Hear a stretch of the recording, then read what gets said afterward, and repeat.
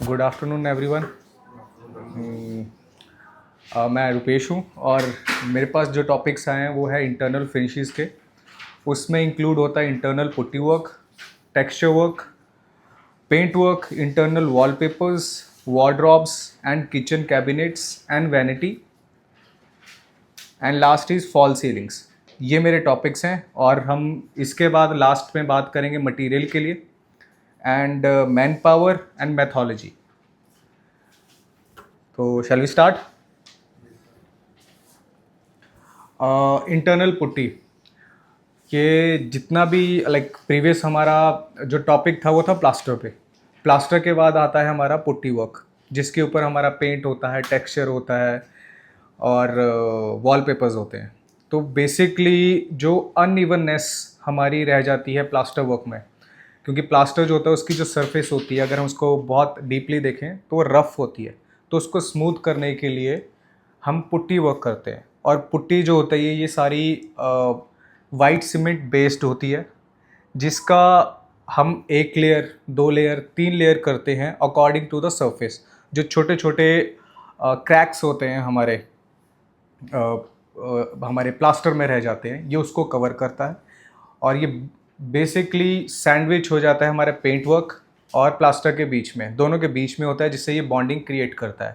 अगर हम direct paint करते हैं तो उसमें अनइवननेस नज़र आएगी, तो उसको स्मूथ करने के लिए हम पुट्टी वर्क करते हैं।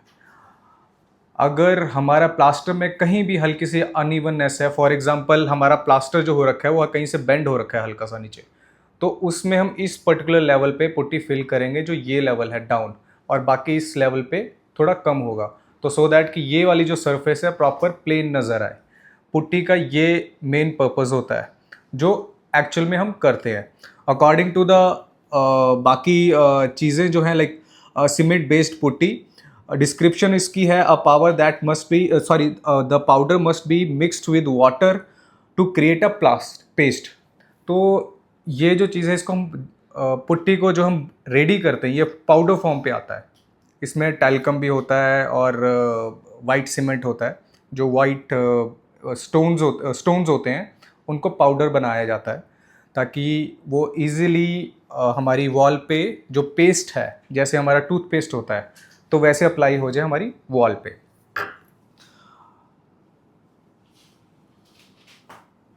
एंड इसमें भी अलग अलग वेराइटी है। फॉर एग्जांपल हम हमारी इंटरनल वॉल्स होती हैं, वहाँ पे पुट्टी हम अलग करते हैं, जो यहाँ पे वो वाटर बेस हो सकती है। आउटर जो है वो अलग होगी, जिसमें वाटर प्रूफिंग की ज़रूरत पड़ती है, उसमें वाटर प्रूफिंग केमिकल एड्स होते हैं, एडेड होती हैं।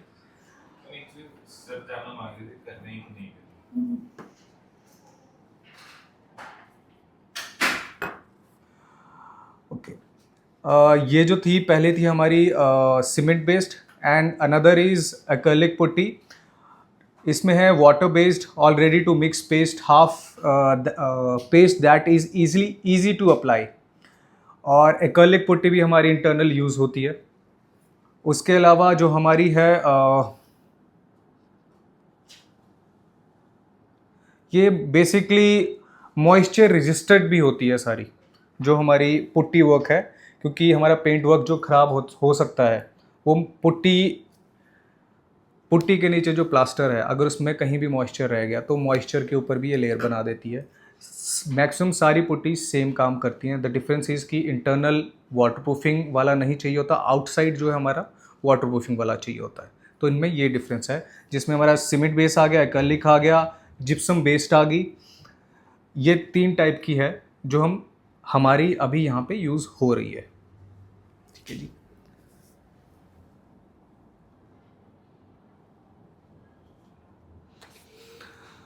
इसके लिए कोई क्वेश्चन पुट्टी वर्क का जी, मैं साथ साथ में वो भी कवर अप हो जाए। डिफरेंस क्या है एक्रेलिक पुट्टी और दूसरी पुट्टी? इनका मटेरियल का डिफरेंस। जिप्सम पुट्टी है वो जिप्सम में रहेगी। एक्रेलिक है और एक और होती है वो सीमेंट बेस है जो नॉर्मल हमारी आती है। वो कहाँ पे लगाते हैं? एक्रिलिक हमारी यूज़ होती है जैसे हमारा मेटल वर्क है, मेटल वर्क में काफ़ी जगह यूज़ होती है, जैसे कहीं चिप, आउटर सरफेस पे भी यूज होती है। आउटर सरफेस पे भी यूज़ हो जाती है। तो सीमेंट बेस हमने अंदर लगानी है और आउटर बेस एक्रेलिक बाहर लगानी हाँ जी। है, या स्पेसिफिक ऐसे कि सीमेंट भी लगा सकते हैं बाहर? सीमेंट भी सॉरी कैसे सीमेंट बेस हम बाहर लगा सकते हैं। सीमेंट बेस भी लग सकती है, वैसे कोई कंपलसरी नहीं होता कि एक्रेलिक ही लगवानी है? नहीं ऐसे नहीं, क्योंकि इसमें भी वेरिएशन आ जाते हैं कॉस्ट वाइज भी और मटेरियल वाइज भी। नेक्स्ट है हमारा टेक्सचर वर्क। आई थिंक सब अवेयर हैं उस चीज़ के लिए कि हमारा काफ़ी जगह विलास में टेक्सचर वर्क हुआ है, उसमें भी डिफरेंसेस है, मतलब उसमें भी वैरायटीज़ हैं, वो बहुत एंडलेस है। बट जो हमारा पुट्टी वर्क है, पुट्टी वर्क अगर हमारा प्रॉपर होगा उसके बाद आता है हमारा टेक्सचर वर्क। टेक्सचर जो है वो it can be random. Random क्या है कि जैसे हमारी कोई और कमी रह गई है या क्रैक्स रह गए हैं या हमारा कहीं मॉइस्चर आ रहा है, उसमें भी इंटरनल एंड आउटर दोनों में डिफरेंस है। और टेक्सचर का क्या है, जो इसका रफनेस होती है, जो हम करवा रहे हैं वो रफनेस वाला है। इसमें एक आता है जो अपीयर ऐसा होता है कि जो रफ़ है लेकिन जब आप उसको टच करोगे वो रफ़ नहीं है, उसमें भी डिफरेंस है। वो पेंट वाला है, वो इसको आप जूट की बोरी के साथ कर सकते हो, स्पॉन्ज के साथ कर सकते हो, क्लॉथ के साथ कर सकते हो, रोलर के साथ कर सकते हो, एनी रैंडम, क्योंकि हमें सरफेस जो है, जो हमारा पैटर्न है, इनके लिए भी स्पेसिफिक टूल्स आते हैं। लेकिन ये जो बेसिक जो मैंने आपके साथ शेयर किया है, जो कॉमनली यूज़ होते हैं, ये वो प्रोडक्ट्स हैं, जो टूल्स हैं सॉरी। तो इसमें ज़्यादा डिटेलिंग करने की ज़रूरत नहीं होती है। तो जैसे फॉर एग्ज़ाम्पल जो कॉमनली हम यूज़ करते हैं मटेरियल इसमें टेक्सचर में, वो है sand, POP and stone dust. Stone dust में क्या होता है कि जैसे फॉर एग्ज़ाम्पल हमारा मार्बल होता है, उसको हम बिल्कुल क्रश कर देंगे, like not literally powder but छोटे छोटे माइक्रोन्स जैसे रेता होता है हमारा, सेम चीज़ में उसको माइक्रोन्स में कर देंगे, उसको अप्लाई करते हैं तो उसमें एक रफनेस आती है। तो टेक्सचर उस मटेरियल का बना होता है। ये दो कंपाउंड्स हैं जो सबसे ज़्यादा यूज़ होते हैं, मार्बल डस्ट या स्टोन डस्ट कहते हैं हम उसको, एंड सेकेंडली जो हमारा सैंड है, सैंड में भी ग्रेन्स होते हैं। हम देखते हैं कि जब चाहे वो वेट है चाहे ड्राई है, उसमें भी ग्रेन्स होते हैं, तो उस चीज़ का वेरिएशन आ जाता है, thick and small. And the common types जो हम यूज़ करते हैं उसमें है नॉकडाउन, ऑरेंज पील,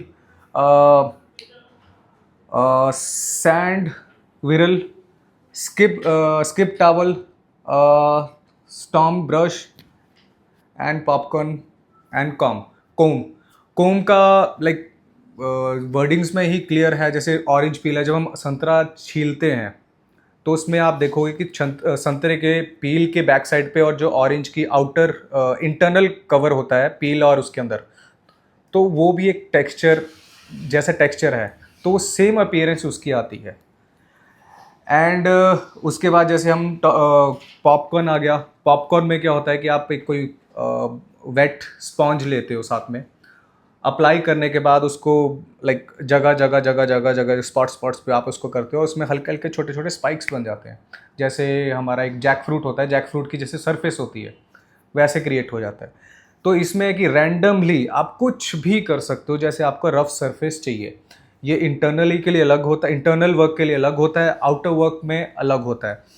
इसमें टेक्सचर करने के बाद अगर आपको पेंट करना है, आप पेंट भी कर सकते हो। अगर आपने पेंट नहीं करना है एज़ पर आर रिक्वायरमेंट या किसी का भी, तो हम उसको चेंज भी कर सकते हैं। और ज़रूरी नहीं है कि उसमें एक कोट से हो, उसमें 2 कोट्स भी लग सकते हैं, 3 कोट्स भी लग सकते हैं। और इंटरनली हम जो यूज़ करते हैं वो ज़्यादातर हमारा पीओपी बेस होता है। ये एज प्रीपेयर, ये सारा एक प्री मिक्स आता है जिसको हमें सिंपल जाके अप्लाई करना होता है। आउटसाइड के लिए ये रेज़न के साथ भी आता है। इसको 2 मेथड्स हैं अप्लाई करने के, जिसे हम गुरमाला कहते हैं। एक फ्लैट होता है जिससे इसको अप्लाई किया जाता है, और उसको नाइफ्स भी कई जगह नाइफ्स भी कहते हैं। अलग अलग कंट्रीज़ में इसको अलग अलग नाम दिए जाते हैं। और इसका मेन इसको गन के साथ, स्प्रे गन के साथ भी यूज़ किया जा सकता है, ये जो हमारी कंप्रेशर है उसके साथ, सो दैट जो ये छोटे छोटे पोर्ट्स होते हैं हमारे, ये स्पेशली यूज़ होता है आउटसाइड के लिए। जो रेज़न है, रेज़न में मिक्स करके यूज़ किया जाता है ताकि जो हमारी आउटसाइड सरफेस है उसको ये वाटरप्रूफिंग प्रोवाइड करेगा विदाउट एनी अनदर डैमेज। क्योंकि ये सन से भी प्रोटेक्ट करता है, क्योंकि रीज़न ऐसा है कि जितना वो डीप जाता है उतना वो कैविटी फिल कर देता है, क्रैक्स फिल कर देता है हमारा। ठीक है जी, इसके लिए कोई क्वेश्चंस हैं? एक मेरा क्वेश्चन, हाँ जी। एक जैसे हम लोग सरफेस को स्मूथ रखते हैं, हम्म और एक ये टेक्सचर वाला रफ सरफेस आया, हम्म तो मान के चलिए अगर हम पेंट करते हैं तो किसकी ड्यूरेबिलिटी ज़्यादा रहेगी? इंटरनल और आउटर इंटरनल आउटर दोनों? दोनों में हाँ। पेंट आपको कम थोड़ा ड्यूरेबल लगेगा कंपेरेटिवली टेक्सचर, और अगर आप कॉस्ट वाइज देखोगे तो आपको कॉस्ट वाइज टेक्सचर थोड़ा एक्सपेंसिव पड़ता है कंपेरेटिवली पेंट। लेकिन जैसे सरफेस स्मूथ है हम्म तो उसके लिए बहुत एक्सपर्ट पेंटर चाहिए, नहीं तो वो फिर ब्रश का दाग आता है उस पे। हाँ जी, ब्रश या रोलर, हाँ जी हाँ जी तो बिल्कुल, उसका दाग आता है, लेकिन टेक्सचर में वो नहीं आ रहा है। वो उसमें भी फ़र्क है, टेक्सचर का भी फ़र्क है। इसका क्या है कि आप पैटर्न कैसे शुरू करते हो, स्पेशली रोलर्स में, डिज़ाइंस में, जो इसके डिज़ाइंस होते हैं आप किस कॉर्नर से स्टार्ट कर रहे हो। जैसे हम आप कह रहे हो, बिल्कुल ठीक कह रहे हो कि जो पेंट के ब्रशेस के निशान आते हैं वो इसलिए आते हैं, या फिर वो बहुत ज़्यादा स्मूथ हो गया है। बहुत ज़्यादा स्मूथ नहीं, जो आप निशान की बात कर रहे हो वो ये है कि बंदे को ये नहीं पता, लाइक कोई भी है जो मैन पावर है, अगर वो स्किल्ड नहीं है तो, या फिर वो बिल्कुल ही एक प्रेशर होता है ब्रश के ऊपर चलाने का, और एक स्पेसिफिक ब्रशेस होते हैं लाइक साइजेस के अकॉर्डिंग और उसके ब्रिसल्स के अकॉर्डिंग होता है, जिससे वो स्मूथनेस आती है। अगर वो बंदा फॉर एग्जांपल ब्रश यूज़ किया है, ब्रश यूज़ कर रहा है, पेंट वर्क कर रहा है, और उसने ज़्यादा हार्ड प्रेस कर दिया तो उसमें से वो वाइप आउट हो जाएगा, और आपको जहाँ पे उसके ब्रिसल्स नहीं गए हैं वहाँ पे आपको पेंट दिखेगा, वो अपर पार्ट दिखेगा, और जहाँ पे वो ज़्यादा प्रेशर लग गया है, जैसे बेसिकली हम अप्लाई कर रहे हैं तो ब्रिसल्स अगर ऐसे चले गए तो ये वाला तो आपको पेंट दिखेगा, लेकिन यहाँ पे आपको जो ब्रशेस के मार्क हैं वो दिखेंगे। सेम सिनेरियो रोलर के साथ है। रोलर में भी दो रोलर हैं, एक है क्लॉथ का और एक है फर वाला, और एक आता है अपना स्पॉन्ज वाला। इनमें भी अलग अलग वेरिएशंस आते हैं। अब जैसे अब दूसरा प्रॉब्लम क्या आता है कि मान के चलिए अगर हम बाहर का सरफेस स्मूथ किया हुआ है तो जो भी रेन हुआ, बारिश हुई, तो वो स्मूथनेस के साथ चला गया पानी, वो कहीं होगा नहीं। अगर लेकिन उसमें टेक्सचर हम लोग करते हैं तो वो पानी को कुछ देर तक रिटेन करके रखता। हाँ ये वो होता है, पर अगर उसमें आपने आउटडोर ट्रीटमेंट कर रखा है उस, अच्छा वाटर जैसे रीजन वाला मैंने आपको बताया, वो उससे भी एक्सपेंसिव है जो नॉर्मल हम करते हैं, तो उसमें क्या है कि उस पर पानी खड़ा भी रहे तब भी कोई इशू नहीं है। एक हमारी बिल्डिंग है इधर, उसका गेट नंबर 2 के साथ में बैक साइड पे, तो उधर उनका काफ़ी यही इशू आ रहा था, उधर वाटर प्रूफिंग कराई है, लेकिन लास्ट में था कि रीज़न का हम ये प्लान कर रहे थे कि ये करें, पर हमने ड्रॉप आउट कर दिया क्योंकि बिकॉज ऑफ द कॉस्टिंग। लेकिन एक बार वो कर दिया तो पूरी बिल्डिंग में वहाँ पे उस साइड से कभी पानी जाएगा ही। प्रॉब्लम यही है बेसिकली दो कि अगर प्लेन रखते हैं तो ये वाटर वाला इशू नहीं आता है। वाटर मार्क्स आएंगे, ठीक, नहीं वो तो चलिए गंदा हुआ है तो वो वाटर मार्क्स आ रहा है, पानी तो उसमें रिटेन नहीं कर रहा है, वो तो नीचे चला जा रहा है। लेकिन अगर पेंट को लहजे से देखें कि पेंट मेरा ज्यादा दिन तक हम यंग दिखे, तो फिर हम लोग टेक्सचर के पीछे भागते हैं कि हाँ टेक्सचर कर दिया, उसके ऊपर से पेंट कर दी, वो फिर चलेगा। ये दोनों का कोई समाधान नहीं है, मतलब कि मेरा पानी भी ना रुके और अपना टेक्सचर वाला वो पेंट का फिनिश भी हमें अच्छा मिलता रहे। अगर आपको पेंट नहीं करवाना, फॉर एग्जांपल अगर हम ऑल्टरनेटिव उसका सोचें, तो लोग जो अभी तक देख रहे हैं उसमें क्या है कि उसमें पेंट जो करवाते हैं वो पैक्स करवाते हैं। पेंट में भी आगे क्वालिटीज़ हैं कि आप पेंट करवा दो उसमें बिल्कुल भी रुकेगा। अगर आपने टेक्सचर करवाना है तो वो वाटर प्रूफिंग वाला टेक्सचर होना चाहिए। एंड द थिंग इज़ कि टेक्सचर में भी जो शेड है आप कर रहे हो, जो आप टेक्सचर आपने सेलेक्ट किया है, फॉर एग्जांपल जैसे आप कह रहे हो ये सेट लेस वाला टाइप का है, ये स्पाइक्स बना हुआ है, तो अगर आप देखोगे इनमें हल्की हल्की छोटी छोटी कैविटी है। एक होता है जिसमें ड्रॉप्स हैं, जैसे हम करते हैं उसमें ड्रॉप्स हैं, तो जो आपका टेक्सचर है आप कौन सा करवा रहे हो उस पर वो भी मैटर करता है। जो आपने पैटर्न चूज़ किया है वो भी कहीं ना कहीं से जो वाटर है विल गेट इफेक्टेड, कि उसको होल्ड करता है कि लेट गो कर रहा है, उसमें भी फ़र्क है। और कोई हम आउटर में टेक्सचर करते हैं तो प्राइमर या फिर पुट्टी, प्राइमर के बाद कर लेंगे उसमें, या फिर पुट्टी करके पपड़ी भी निकल जाती है कई बार। नहीं, आपको पपड़ी का इशू आ रहा है, किस चीज़ का इशू आ रहा है? पपड़ी, जैसे पपड़ी गीला है हमारा तो उसमें क्या है कि जैसे पुट्टी की है, पुट्टी का टेक्सचर कर दिया, उस टाइम बाद उसकी पपड़ी निकल, तो वो बॉन्डिंग प्रॉपर नहीं हुई है।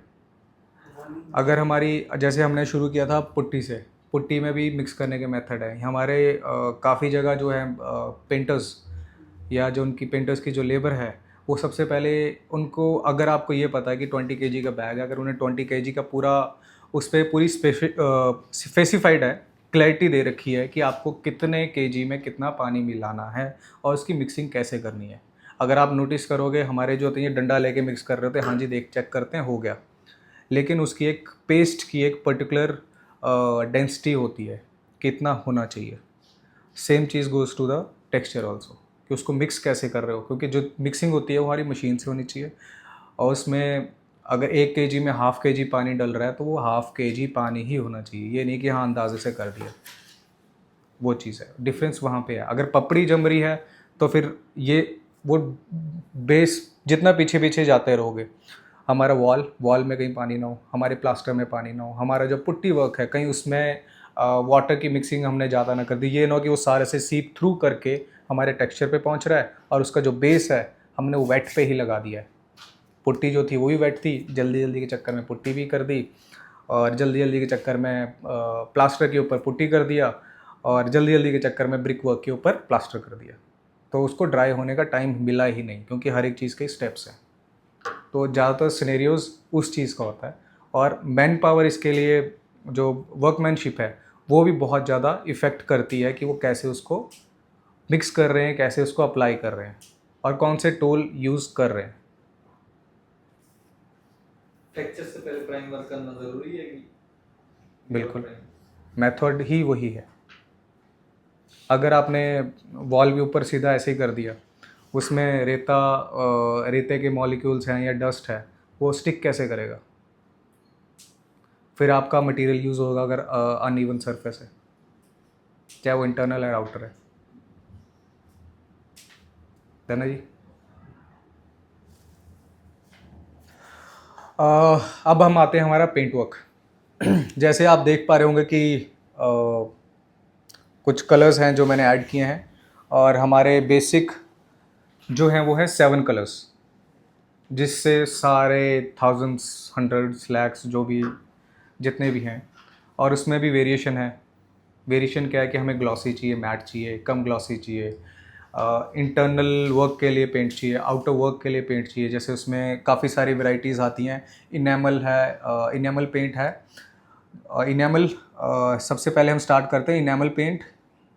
इनेमल पेंट जो है ड्यूरेबल है, हार्ड वेयरिंग है और ये देता है ज़्यादातर ग्लॉसी फिनिश। ग्लॉसी फिनिश हमें वहाँ चाहिए होती है जैसे हमें थोड़ा शोकेस करना है, जैसे कार्स के ऊपर होता है। काफ़ी सारी चीज़ें हैं जो हमारे हम बड़ा वो देते हैं, शाइनी शाइनी जिसे बोलते हैं, चमकीला सा, चाहे वो कोई भी शेड हो हम कर सकते हैं। और ये यूज़ होता है, इनेमल हमारा यूज़ होता है मेटल, वुड एंड ग्लास। अभी तक यहाँ पे ग्लास पे तो आई डोंट थिंक सो कि कहीं यूज़ हुआ है, बट मेटल और वुड पे, so that the water doesn't go, water और मॉइस्चर, सो दैट कि हमारा मेटल में जो है रस्ट ना लगे, वुड जो है वो गले नहीं, फूले नहीं, उस चीज़ को प्रोटेक्ट करने के लिए। और उसके बाद एक्रेलिक पेंट, वही चीज़, सेम चीज़, वो ज़्यादातर यूज़ होता है हमारा जो आर्टिस्ट लोग होते हैं उनका जो कैनवस होता है वो फाइबर होता है, फैब्रिक होता है, सॉरी फैब्रिक होता है, तो उस कपड़े पे करने के लिए उस पे यूज़ करते हैं। जैसे हमने कोई भी कपड़ा पहना, उस मतलब पेंटिंग करनी है, कुछ करनी है, वो सारे एक्रेलिक पेंट्स होते हैं। And on paper also. अब इसमें भी 2 टाइप्स के आते हैं पेंट्स में भी। पेंट भी वाटर बेस्ड भी होते हैं और ऑयल बेस्ड भी होते हैं। वाटर बेस्ड ज़्यादातर हम यूज़ करते हैं इंटरनल वर्क में। हमने देखा होगा कि काफ़ी जगह हम पेंट जो यूज़ करते हैं उसको पानी मिलाया और उसको थोड़ा सा कि हाँ जी ये 20 लीटर्स की बकेट है, इसमें इतना पानी और मिला दो, 2 या 3 लीटर, तो आपकी ये क्वांटिटी बढ़ जाएगी, तो वो वाटर बेस हो गया। ऑयल बेस में हम ऐसा नहीं कर सकते, डिफरेंस ये है। और ऑयल जो है, ऑयल वाले पेंट की ड्यूरेबिलिटी, और वो ज़्यादातर उस जगह पे यूज़ होता है जहाँ पे मॉइस्चर होता है, सी साइड्स पे, आउटसाइड, जैसे हमारा बैल्कनी है, गार्डन साइड्स पे, जो हमारा ओपन सरफेसेस है, जो वेदर से जिसकी सन है, रेन है, विंटर्स हैं, तो उस चीज़ से प्रोटेक्ट करे। और इसमें एक आता है एक और है, बट वो हम यहाँ पे यूज़ नहीं करते हैं, वो है लेटेक्स। उसका भी उसकी जो कॉस्टिंग है, जैसे जैसे हम और ड्यूरेबिलिटी में जाएंगे, चाहे वो वुड पे हो, वॉल्स पे हो, मेटल पे हो, उसकी प्राइस का फ़र्क पड़ जाता है, इंक्रीज़ होता है। और एक और कॉमनली यूज़ करने वाला है इमल्शन पेंट। ये हमारा इंटीरियर्स पे होता है और सीलिंग्स पे होता है, जो ड्राई वॉल्स होती हैं, जैसे हमारे रूम्स की है इंटरनल। ज़्यादातर हम इमल्शन ही यूज़ करते हैं जो सराउंडिंग्स में है।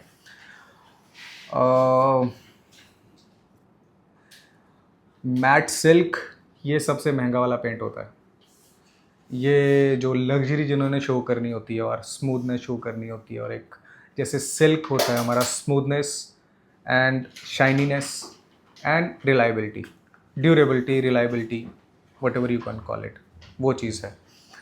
और एक और पेंट है जो सैटन है सबसे ज़्यादा, ये वाला पेंट भी हमारा सैटन यूज़ होता है। ये भी मॉइस्चर स्क्रबलिंग एंड स्क्रफ्स इसमें यूज़ होता है। और इसमें मेन जो है पेंट का, वो ग्लॉस और मैट फिनिश में ही होता है जो हम यूज़ करते हैं। हमारा ज़्यादातर सीलिंग्स पे है वो आता है, थोड़ा सा हम शाइनी लेते हैं, not too dull, not too shiny. और वॉल्स का है कि वो हम प्लेन लेते हैं। तो वो ये हमारा पेंट का सिनेरियो है। इसमें कोई चीज़ है तो प्लीज़।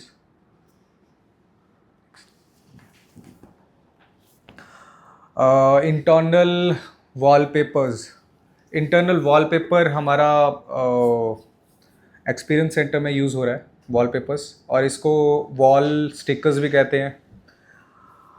अब इसमें भी दो वेराइटीज़ हैं। उसमें एक तो आता है जो क्लॉथ टाइप का होता है, जो हमारा इंटरनल यूज़ होता है, और एक आता है जो पीवीसी टाइप का होता है। पीवीसी बेस्ड में जो होता है वो आउटडोर्स पे यूज़ होता है ज़्यादातर, हमारा वॉल्स पे, आउटर वॉल्स पे भी यूज़ हो सकता है, इंटरनल भी यूज़ हो सकता है, किचन में जहाँ पे पानी वगैरह होता है ज़्यादा, वहाँ पे यूज़ किया जाता है।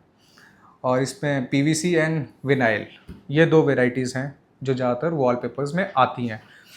और उसमें भी अलग अलग पैटर्न्स हैं, जैसे एक फ़ोटो शेयर किया, उसमें फ्लावर्स हैं, कईयों को प्लेन पसंद होता है, प्लेन यूज़ करते हैं। एंड इसके लिए अप्लाई करने के लिए, इसको वॉल पे अप्लाई करने से पहले वॉल क्लीन होनी चाहिए एंड डस्ट प्रूफ होनी चाहिए। और उसके लिए एक अलग से एडेसिव आता है जो एक पर्टिकुलर टाइम तक ड्राई होता है। इट टेक्स 2 और 3 आवर्स टू ड्राई।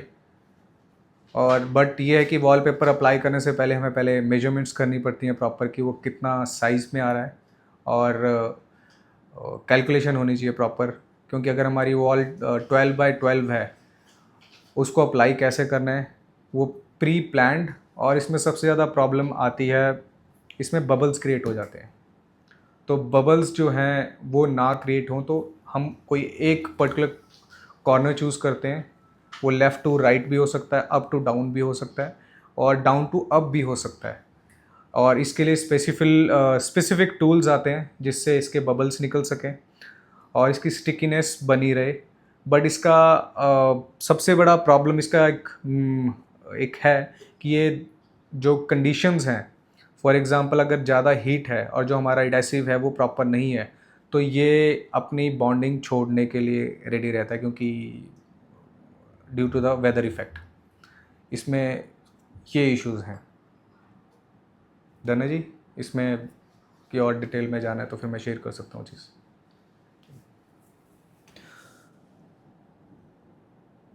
और ये जो है हमारा टेक्सचर जो है, ये हमारा डिपेंड करता है, पुट्टी वर्क पे बहुत ज़्यादा डिपेंड करता है।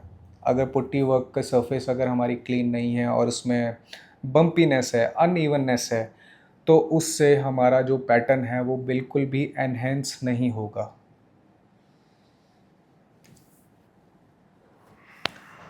अब हमारा आता है wardrobes, kitchen cabinets and vanity. इसमें क्या है, ये हम सारे ही एक कॉमन प्रॉब्लम से फेस करते हैं जो मटेरियल इसमें यूज़ किया जा रहा है।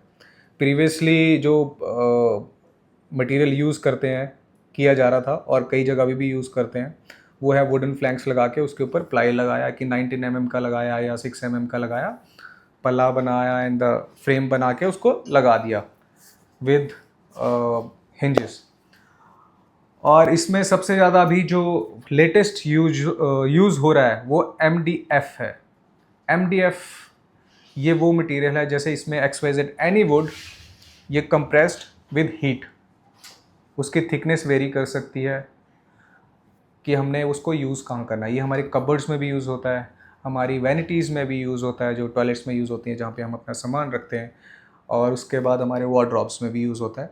और इसका जो इसमें मटेरियल यूज़ किया जाता है like solid wood, plywood, particularly board and medium density fibre board जिसे हम कहते हैं, उसे MDF की फुल फॉर्म जो है मीडियम डेंसिटी फाइबर बोर्ड। ये बेसिकली क्या है कि ये सैंडविच किया होता है।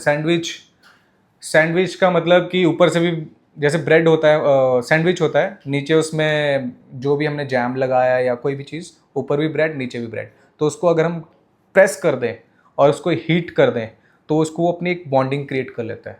तो सेम चीज़, ये मटेरियल सेम है, वुड का ही है, उसको कंप्रेस करके बोर्ड्स बनाए जाते हैं और इसमें साइजेस अलग अलग आते हैं, 6x4, 8x3, 8x4, ये अलग अलग वेरी करते हैं। बट इसमें इशू ये है, जो इसका नेगेटिव पॉइंट वो है कि अगर हमने कहीं हिंजेस लगाए, अगर कहीं से क्रैक होना शुरू होता है या जिसे हम कहते हैं भुरना शुरू होता है, तो वो कंटिन्यूटी में ही चला जाता है अगर उसको प्रॉपरली ट्रीट ना किया जाए, या फिर अगर वो बोर्ड सही नहीं है, या मैन्युफैक्चरिंग में इशू होगा, या फिर हमारे वर्कमैनशिप में इशू है कि बार बार हमें ये चीज़ फेस करनी पड़ रही है। ठीक है जी। और ये MDF जो है ये मॉडर्न किचन्स में यूज़ होता है, मॉडर्न हाउसेस में यूज़ होता है, easily available, easy to maintain, easy to install and lightweight also and durable also comparatively जो हमारी अदर बोर्ड्स होते हैं। ठीक है जी। इसमें कोई चीज़ है जी? अब हमारा नेक्स्ट टॉपिक है फॉल सीलिंग्स। सब अवेयर हैं उस चीज़ से कि हम फॉल सीलिंग, मतलब नाम में इसमें फॉल्स है, तो इसमें जो हमारी एग्जिस्टिंग रूफ़ होती है, सीलिंग होती है स्पेशली, उससे ये लो होती है, और इसमें आउटर और इंटरनल दोनों में अगर हमने यूज़ करनी है तो आउटर जो है वो अकॉर्डिंग टू द वेदर हमारी वो प्लास्टिक में भी जा सकती है, और वो PVC में होती है बेसिकली, जिससे मॉइस्चर, जिससे कंडीशनिंग कहते हैं हम, कंडीशंस का, वेदर कंडीशंस का कोई इशू नहीं होता उसके ऊपर PVC के लिए। ये लोग, कई लोग मैक्सिमम होती है आउटर साइड पे यूज़ होती है बैल्कनीज़ में, या आपका गार्डन फेसिंग कोई वेरेंडा है तो उसकी सीलिंग के लिए। एंड अपार्ट फ्रॉम दैट ये हमारा जैसे टॉयलेट्स हैं, क्योंकि वहाँ पे बेदिंग एरिया है, मॉइस्चर वाला एरिया है, तो वहाँ पे भी यूज़ होती है। एंड दूसरी वाली जो है जिप्सम है, POP है, एंड वुडन फ्लैंक्स, ये ज़्यादातर जो भी कॉमनली यूज़ होती हैं। और इसमें डिफरेंस इसमें यह है कि ये प्लेन कभी नहीं होती है, आप इसमें अलग अलग अपने लिए वेरिएशंस चूज़ कर सकते हो, आपको कैसा चाहिए। वुडन जो है थोड़ा कॉस्टली पड़ जाता है sizes according to the design, और इसमें POP में है कि आप अपने अकॉर्डिंग इसमें डिज़ाइंस करवा सकते हो, इंक्लूडिंग हमारी जिप्सम, जैसे हम करते आ रहे हैं। पर इसमें एक और बेनिफिट हमें मिलता है, फॉर एग्जांपल अगर हमारा रूम हम एयर कंडीशन यूज़ कर रहे हैं और हमारी फॉल सीलिंग जो है, सीलिंग जो है वो 10 फीट की, और हम 2 फीट अगर डाउन करते हैं तो इतना एरिया हमारा कम हो गया, तो कहीं ना कहीं ये AC की कूलिंग को भी इफ़ेक्ट करता है by reducing the area of the that room. और इसके लिए इंस्टॉल करने के लिए भी ये है कि बंदा एक्सपर्ट होना चाहिए, एक्सपर्ट इन द सेंस कि इसमें अगर बंदे को काम नहीं आता, काम इन द सेंस कि अगर न्यू न्यू सीख रहा है या कर रहा है, इसमें भी वेरिएशन आ जाते हैं, वो अनइवननेस रहेगा। लाइक इसमें भी आप लेज़र यूज़ कर सकते हो, या इसके प्रॉपर मेजर कर सकते हो आप कि कितना हमें देना है हाइट, उसमें अलग अलग वेरिएशन है according to the architects design ji.